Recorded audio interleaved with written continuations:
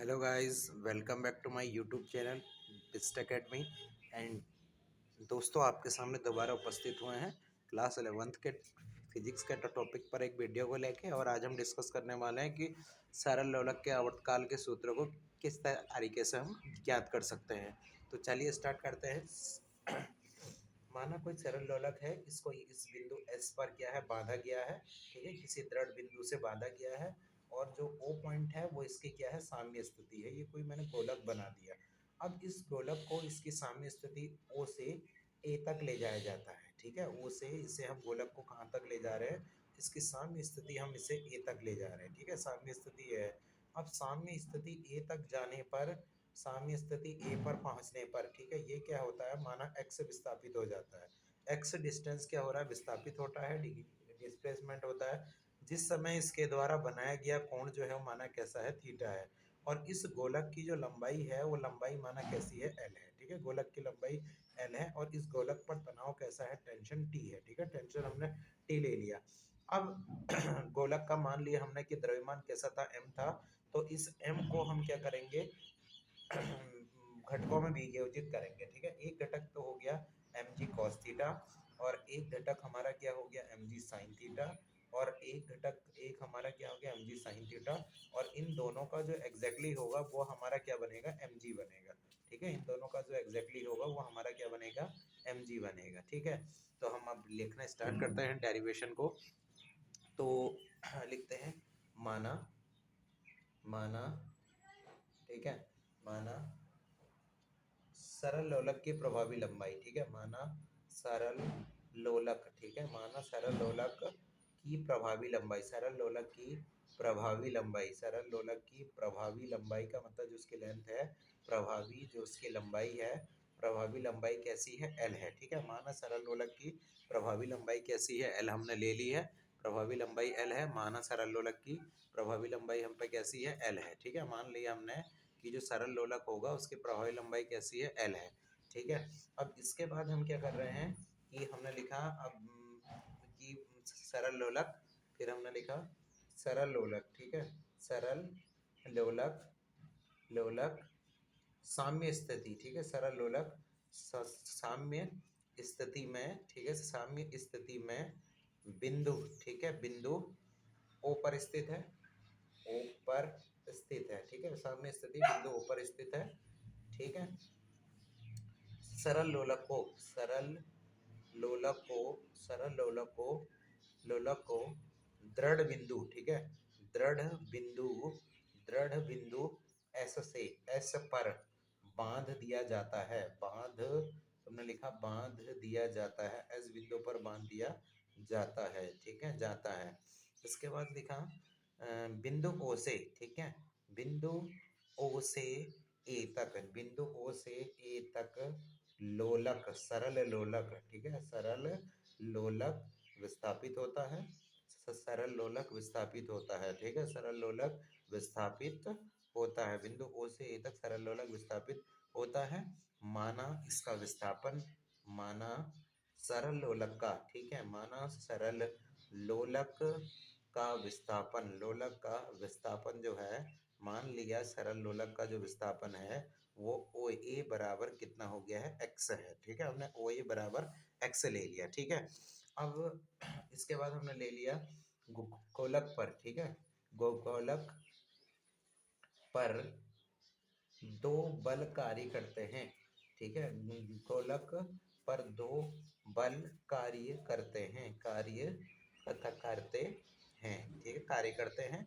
माना, माना गोलक का द्रव्यमान, माना गोलक का द्रव्यमान कैसा है, एम है। ठीक है, माना गोलक का द्रव्यमान एम है। ठीक है, एम है। अतः गोलक पर कार्य करने वाले बल, ठीक है, कार्य करने वाले बल, नंबर एक तो हमने लिखा, नंबर एक क्या होगा, एक तो mg होगा। ठीक है, एक तो mg बल कार्य करेगा उस पर, एक तो mg पे डिस्कशन कर रहे हैं हम, mg बल कार्य करेगा। तो हमने क्या लिखा, गुरुत्व बल mg जो कि गुरुत्व केंद्र पर ऊर्ध्वाधर दिशा में नीचे की ओर कार्य करता है। तो नंबर एक क्या होगा, गुरुत्व बल। ठीक है, गुरुत्व बल mg, ठीक है, गुरुत्व बल mg जो नीचे की ओर कार्य करता है, ठीक है, नीचे की ओर, ठीक है, नीचे की ओर ऊर्ध्वाधर दिशा में, नीचे की ओर ऊर्ध्वाधर, ठीक है, नीचे की ओर ऊर्ध्वाधर दिशा में, नीचे की ओर ऊर्ध्वाधर दिशा में कार्य करता है, कार्य का करता है, ठीक है, नीचे की ओर ऊर्ध्वाधर दिशा में कार्य करता है। नंबर 1 तो ये आ गया। नंबर 2 की बात आ रही है कि धागे का तनाव T, ठीक है, धागे का तनाव T, धागे का तनाव T जो होता है, ठीक है, कि धागे का तनाव T डैश ले लेते हैं, या T ले लो, T डैश ले लेते हैं, ठीक है, धागे का तनाव माना कैसा है, T डैश है, T डैश जो कि AS दिशा में कार्य करता है, ठीक है, T डैश जो कि क्या करता है, जो कि AS दिशा में, AS दिशा में कार्य करता है, ठीक है, धागे का तनाव T डैश जो होगा AS दिशा में कार्य करता है। तो ये जो mg गोलक है, इस गोलक पर दो बल कार्य करेंगे। एक तो क्या निकलेगा, mg जो कि नीचे की ओर ऊर्ध्वाधर दिशा में कार्य करेगा, और दूसरा बल क्या होता है, तनाव टी डैश होता है, जो as के अलोंग कार्य करेगा, ठीक है, a to s की डायरेक्शन में कार्य करता है करके। अब हमने लिखा कि mg को, ठीक है, mg को, ठीक है, गुरुत्व बल mg को दो घटकों में को mg को लिखना, mg को क्षैतिज, ठीक है, क्षैतिज व ऊर्ध्वाधर, ठीक है, क्षैतिज व ऊर्ध्वाधर, ठीक है, ऊर्ध्वाधर घटकों में, ठीक है, ऊर्ध्वाधर घटक में वियोजित करने पर, ठीक है, घटक में वियोजित, ठीक है, वियोजित करने पर, ठीक है, वियोजित करने पर हमें क्या होगा, हमें mg sin theta, mg sin theta व mg cos थीटा, ठीक है, mg cos थीटा प्राप्त होते हैं, ठीक है, mg cos थीटा प्राप्त होते हैं, mg cos थीटा प्राप्त होते हैं करके ये आ गया, ठीक है, mg cos थीटा प्राप्त होते हैं। अब देखो क्या होगा कि हाँ, mg cos थीटा और mg sin थीटा प्राप्त होते हैं। तो अतः गोलक पर एक क्या लगेगा, प्रत्यानयन बल लगेगा, रेस्टोरिंग फोर्स, तो उस रेस्टोरिंग फोर्स को निकालेंगे कितना होगा, और उसके बाद क्या निकालेंगे, हम एक्सप्रेशन निकालेंगे, ठीक है। तो हमने क्या निकाला, तो अतः अतः ठीक है, अतः गोलक पर प्रत्यानयन बल, ठीक है, गोलक पर कार्यरत, ठीक है, कार्यरत तुमने लिखा, कार्यरत प्रत्यानयन बल, प्रत्यानयन बल, ठीक है, प्रत्यानयन बल। अब रेस्टोरिंग फोर्स क्या होता है, डिस्प्लेसमेंट के नेगेटिव डायरेक्शन के अनुक्रमानुपाती होता है, यानी F बराबर कितना हो जाएगा, माइनस mg sin थीटा हो गया, ठीक है, mg sin थीटा बराबर 1। अब वी नो दैट, चूंकि हम जानते हैं, चूंकि हम जानते हैं, चूंकि हम जानते हैं, हम क्या जानते हैं कि F, ठीक है, कि क्या होता है, हम क्या जानते हैं कि कोण बराबर क्या होता है, कोण बराबर, ठीक है, चाप बट्टे, चाप हो गया, चाप बट्टे क्या होता है, त्रिज्या होता है, ठीक है, कोण बराबर चाप बट्टे त्रिज्या। अब जब हम इस फॉर्मूले की बात करते हैं, ठीक है, इस फॉर्मूले की बात करते हैं, तो चाप तो कितना हो गया, इसका OA हो गया, और जो इसकी त्रिज्या हो गई, ठीक है, वो कितनी हो गई, ऐसे हो गई, ठीक है, ऐसे के ही बराबर होगी। तो हमने क्या लिख दिया, साइन थीटा, साइन थीटा बराबर थीटा, और ये बराबर कितना हो गया, OA बट्टे ऐसे, ठीक है, OA बट्टे ऐसे के बराबर हो गया। और OA की वैल्यू कितनी थी, x थी, x हो गया, और ऐसे की वैल्यू किसके बराबर है, लोलक की लंबाई के बराबर, या यानी L हो गया। कहाँ से लिखा, चित्र से, ठीक है, फिगर से हमने लिखा है, चित्र से। तो हमने क्या लिख दिया इसके बाद, कि समीकरण 1 से, ठीक है, समीकरण 1 से। अब समीकरण 1 से क्या होगा कि F इक्वस टू माइनस का mg साइन थीटा की जगह पे कितना आ गया, x बटे L हो गया, ठीक है, इक्वेशन नंबर 2 बन गई है। इसको हमने क्या कह दिया, इक्वेशन नंबर 2 कह दिया।